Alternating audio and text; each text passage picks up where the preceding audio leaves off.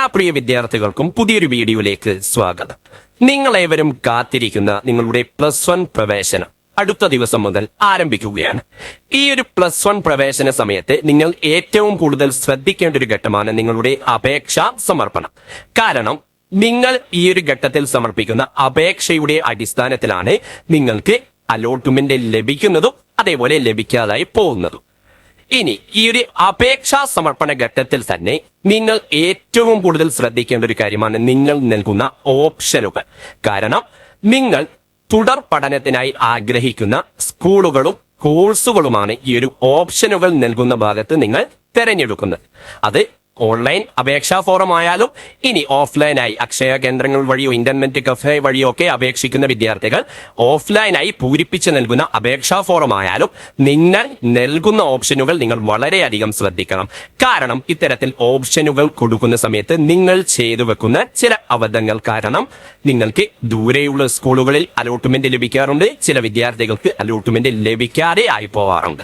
അപ്പോൾ ഇത്തരത്തിലുള്ള കാര്യങ്ങൾ, അതായത് ഓപ്ഷനുകൾ നൽകുന്ന സമയത്ത് നിങ്ങൾ ശ്രദ്ധിക്കേണ്ട വളരെ പ്രധാനപ്പെട്ട കാര്യങ്ങളാണ് ഈ ഒരു വീഡിയോയിലൂടെ നിങ്ങൾക്ക് പറഞ്ഞു തരുന്നത്. വീഡിയോയിലേക്ക് പോകുന്നതിന് മുമ്പ് +1 പ്രവേശനവുമായി ബന്ധപ്പെട്ട എല്ലാ കാര്യങ്ങളും എല്ലാ വിവരങ്ങളും ഏറ്റവും വേഗത്തിൽ ഏറ്റവും കൃത്യമായി അറിയുന്നതിനായി ഈ ഒരു ചാനൽ സബ്സ്ക്രൈബ് ചെയ്ത് വെക്കാൻ ഓർമ്മിക്കുക. ഈ വീഡിയോ നിങ്ങൾക്ക് ഉപകാരപ്രദമാണ് എങ്കിൽ മടിക്കാതെ ലൈക്ക് ചെയ്യുക, നിങ്ങളുടെ സുഹൃത്തുക്കളിലേക്ക് ഷെയർ ചെയ്തു കൊടുക്കാൻ ഓർമ്മിക്കുക. അപ്പോൾ ഞാൻ നേരത്തെ പറഞ്ഞു, നിങ്ങളുടെ +1 അപേക്ഷാ സമയത്ത് നിങ്ങൾ ഏറ്റവും കൂടുതൽ ശ്രദ്ധിക്കേണ്ട ഒരു കാര്യമാണ് നിങ്ങളുടെ ഓപ്ഷനുകൾ. ഇത്തരത്തിൽ ഓപ്ഷനുകൾ കൊടുക്കുന്നത് നിങ്ങൾ 2 രീതിയിലായിരിക്കും. അതിൽ ഒരു വിഭാഗം വിദ്യാർത്ഥികൾ കോഴ്സിന് പ്രാധാന്യം നൽകുന്നവരായിരിക്കും, മറ്റൊരു വിഭാഗം സ്കൂളിന് പ്രാധാന്യം നൽകുന്നവർ.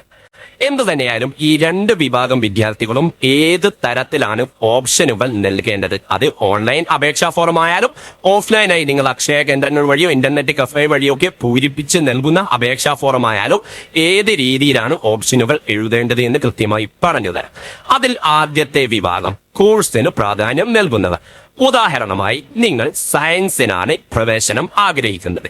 അങ്ങനെയെങ്കിൽ നിങ്ങൾ ചെയ്യേണ്ട കാര്യം, നിങ്ങളുടെ പരിസരത്തുള്ള അല്ലെങ്കിൽ നിങ്ങൾ പോവാൻ ആഗ്രഹിക്കുന്ന സയൻസ് കോമ്പിനേഷൻ വരുന്ന സ്കൂളുകളുടെ ഒരു ലിസ്റ്റ് നിങ്ങൾ തയ്യാറാക്കൂ. ആ ഒരു ലിസ്റ്റ് തയ്യാറാക്കുന്നത് നിങ്ങളുടെ താല്പര്യത്തിനനുസരിച്ച് ആയിരിക്കണം. അതായത് നിങ്ങൾക്ക് ഏറ്റവും താല്പര്യം ഏത് സ്കൂളിനാണോ ആ ഒരു സ്കൂളായിരിക്കണം നിങ്ങൾ ഒന്നാമത്തെ ഓപ്ഷനായി നൽകുന്നത്. അതിനേക്കാൾ താല്പര്യം കുറഞ്ഞ സ്കൂൾ രണ്ടാമതായും അതിനേക്കാൾ താല്പര്യം കുറഞ്ഞത് മൂന്നാമതായും ആ ഒരു ക്രമത്തിലായിരിക്കണം നിങ്ങൾ കൊടുക്കേണ്ടത്. കാരണം ഈ ഓപ്ഷനുകൾ കൊടുത്തു, അപേക്ഷ സമർപ്പിച്ചു, പിന്നീട് അലോട്ട്മെന്റുകൾ പ്രഖ്യാപിക്കുമ്പോൾ നിങ്ങൾക്ക് ഏത് ഓപ്ഷനിലാണോ അലോട്ട്മെന്റ് ലഭിക്കുന്നത് അതിന് താഴേക്കുള്ള ഓപ്ഷനുകൾ താനെ ഡിലീറ്റ് ആയി പോവും, അസാധു ആയി പോവും. പിന്നീട് നിങ്ങൾക്ക് ആ ഒരു ഓപ്ഷനുകളിൽ പ്രവേശനം ലഭിക്കാൻ സാധ്യതയില്ല. അപ്പോൾ ആ ഒരു കാര്യം എല്ലാ വിദ്യാർത്ഥികളും ഓർമ്മിക്കുക. നിങ്ങൾക്ക് താല്പര്യമുള്ള സ്കൂളുകൾ, ഏറ്റവും കൂടുതൽ നിങ്ങൾ ആഗ്രഹിക്കുന്ന സ്കൂളുകൾ നിങ്ങളുടെ ആദ്യ ഓപ്ഷനുകളായി കൊടുക്കണം. ഇനി ഇത്തരത്തിൽ സയൻസിന് ആഗ്രഹിക്കുന്ന വിദ്യാർത്ഥികൾ, നിങ്ങൾ താല്പര്യപ്പെടുന്ന ഒരു 10 സ്കൂൾ, ആ 10 സ്കൂളിലും സയൻസിന് അപേക്ഷിച്ചു. ഇനി അഥവാ ഈ സയൻസ് കിട്ടിയില്ല എങ്കിൽ കൊമേഴ്സിന് പോകുന്നതിന് നിങ്ങൾക്ക് പ്രശ്നമില്ല എങ്കിൽ ആ 10 സ്കൂളുകളിലും സയൻസ് കൊടുത്തതിന് ശേഷം അടുത്തതായി അതേ സ്കൂളുകളിൽ നിങ്ങൾക്ക് കൊമേഴ്സിന് അപേക്ഷിക്കാം. ഇനി വേണമെങ്കിൽ അതിനുശേഷം നിങ്ങൾക്ക് ഹ്യൂമാനിറ്റീസിന് അപേക്ഷിക്കാം. പല വിദ്യാർത്ഥികളും ചോദിച്ചിട്ടുള്ള ഒരു കാര്യം, ഒരു സ്കൂളിൽ ഒന്നിലധികം കോഴ്സിന് അപേക്ഷിക്കാൻ സാധിക്കുമോ? അതിൽ യാതൊരു പ്രശ്നവുമില്ല. നിങ്ങൾക്ക് എങ്ങനെയാണോ താല്പര്യം ആ ഒരു രീതിയിൽ അപേക്ഷിക്കാം.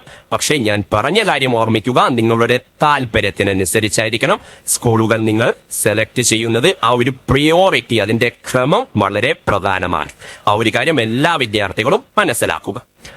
ഇനി രണ്ടാമത്തെ വിഭാഗത്തിൽപ്പെട്ട വിദ്യാർത്ഥികൾ, അതായത് ഏത് കോഴ്സ് ആയാലും പ്രശ്നമില്ല, ഞാൻ ഇഷ്ടപ്പെടുന്ന എന്റെ വീടിന്റെ അടുത്തുള്ള അല്ലെങ്കിൽ ഞാൻ ആഗ്രഹിക്കുന്ന ഈ ഒരു സ്കൂളിൽ പ്രവേശനം ലഭിക്കണം എന്ന് ആഗ്രഹിക്കുന്ന വിദ്യാർത്ഥികളാണെങ്കിൽ അവർക്ക് ആദ്യത്തെ ഓപ്ഷനുകൾ, ഇപ്പോൾ ഉദാഹരണമായി നിങ്ങൾ താല്പര്യപ്പെടുന്ന ഒരു സ്കൂൾ, ആ സ്കൂളിൽ 3 കോമ്പിനേഷനുകളും ഉണ്ട്. സയൻസ്, കൊമേഴ്സ്, ഹ്യൂമാനിറ്റീസ്, ഇത്തരത്തിൽ 3 കോമ്പിനേഷനുകളും ഉണ്ട്.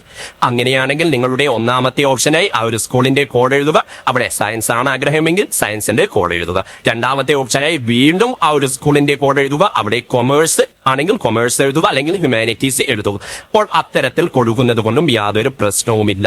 അപ്പോൾ നിങ്ങളുടെ താല്പര്യം അത് വളരെ പ്രധാനമാണ്. അതിന്റെ അടിസ്ഥാനത്തിലായിരിക്കണം നിങ്ങൾ ഓപ്ഷനുകളുടെ അക്രമം പ്രയോറിറ്റി തീരുമാനിക്കുന്നത്. അല്ല എങ്കിൽ അവസാനം നിങ്ങൾ ആഗ്രഹിക്കുന്ന സ്കൂളിൽ നിങ്ങൾക്ക് പ്രവേശനം ലഭിക്കാതെ വരും. ആ ഒരു കാര്യം എല്ലാ വിദ്യാർത്ഥികളും ഓർമ്മിക്കുക. ഇനിയും നിങ്ങൾക്ക് ആ കോഡ് എഴുതാൻ അല്ലെങ്കിൽ മനസ്സിലാക്കി എഴുതാൻ ബുദ്ധിമുട്ടുണ്ട് എങ്കിൽ നിങ്ങൾ എന്ത് തന്നെയായാലും സ്കൂളിന്റെ ഒരു ലിസ്റ്റ് തയ്യാറാക്കി വെക്കുക. നിങ്ങൾ താല്പര്യപ്പെടുന്ന സ്കൂളുകൾ ഏതൊക്കെയാണോ അതിന്റെ പേര് എഴുതിക്കൊണ്ട് ഒരു ലിസ്റ്റ് തയ്യാറാക്കി വെക്കുക. അതിന്റെ അടിസ്ഥാനത്തിൽ മാത്രം നിങ്ങളുടെ അപേക്ഷാ സമർപ്പണം പൂർത്തിയാക്കുക. കാരണം പല വിദ്യാർത്ഥികളും ഈ ഒരു +1 പ്രവേശനത്തിനെ അപേക്ഷിക്കാൻ പോകുന്ന സമയത്ത് അക്ഷയ കേന്ദ്രങ്ങളിലെയോ ഇന്റർനെറ്റ് കഫേകളിലെയോ ഒക്കെ തിരക്കുകൊണ്ട് അവിടെ നിന്നും കൃത്യമായി ഓപ്ഷൻ കൊടുക്കാൻ സാധിക്കാതെ വരികയും താല്പര്യമില്ലാത്ത കോഴ്സിന് താല്പര്യമില്ലാത്ത സ്കൂളിൽ പ്രവേശനം ലഭിക്കുകയും അതിനുശേഷം പിന്നീട് ഒന്നും ചെയ്യാൻ കഴിയാതെ തുടർന്ന് അവിടെ പഠിക്കേണ്ടി വരികയും ചെയ്യുന്ന അവസ്ഥ മുൻ വർഷങ്ങളിൽ ഉണ്ടായിട്ടുണ്ട്. അപ്പോൾ അത് ഒഴിവാക്കാൻ വേണ്ടിയിട്ടാണ് ഇത്രയും കൃത്യമായി ഈ കാര്യങ്ങൾ നിങ്ങൾക്ക് പറഞ്ഞു തന്നിട്ടുള്ളത്. അപ്പോൾ ഈ കാര്യങ്ങൾ ശ്രദ്ധിച്ചുകൊണ്ട് നല്ല രീതിയിൽ നിങ്ങളുടെ അപേക്ഷാ സമർപ്പണം പൂർത്തിയാക്കുക. ഇനി ഇന്റർനെറ്റ് കഫേകൾ വഴി അക്ഷയ കേന്ദ്രങ്ങൾ വഴി അപേക്ഷിക്കുന്ന സമയത്ത് നിങ്ങൾക്ക് അവിടെ നിന്നും ഒരു പ്രിന്റഡ് ഫോം ലഭിക്കാറുണ്ട്. അതിൽ ഏകദേശം 24ഓളം വിവരങ്ങൾ നിങ്ങൾ രേഖപ്പെടുത്തി അവിടെ തിരിച്ചേൽപ്പിക്കുകയും അതിന്റെ അടിസ്ഥാനത്തിൽ അവർ ഓൺലൈനായി അപേക്ഷ സമർപ്പിക്കുകയും ആണ് ചെയ്യുന്നത്. കാര്യങ്ങൾ കൃത്യമായി മനസ്സിലാക്കിയതിനു ശേഷം മാത്രം അപേക്ഷിക്കുക. തിരക്ക് പിടിച്ച് അപേക്ഷിച്ചതുകൊണ്ട് യാതൊരു കാര്യവുമില്ല. കൃത്യമായി തെറ്റുകൂടാതെ അപേക്ഷിക്കാൻ വേണ്ടി എല്ലാ വിദ്യാർത്ഥികളും ഓർമ്മിക്കുക.